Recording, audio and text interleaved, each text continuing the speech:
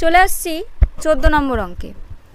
একই সময়ে অমল রায় ব্যাংকে এবং পশুপতি ঘোষ পোস্ট অফিসে 2000 টাকা করে জমা রাখেন। 3 বছর পর তারা সুদসহ যথাক্রমে 2360 টাকা ও 2480 টাকা ফেরত পান।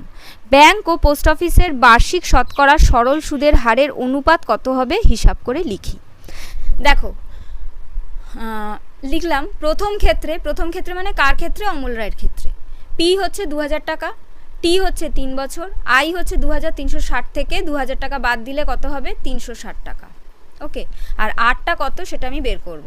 মানে অমল রায়ের ক্ষেত্রে আর মানে অমল রায়ের ক্ষেত্রে মানে কি, অমল রায় যে ব্যাংকে যে টাকা জমা দিয়েছেন, তো ব্যাংকের আরটা কত সেটা বের করব। আর equals to 100 into I divided by P into T.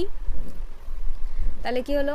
Equals to 100 into I, I মানে হচ্ছে 360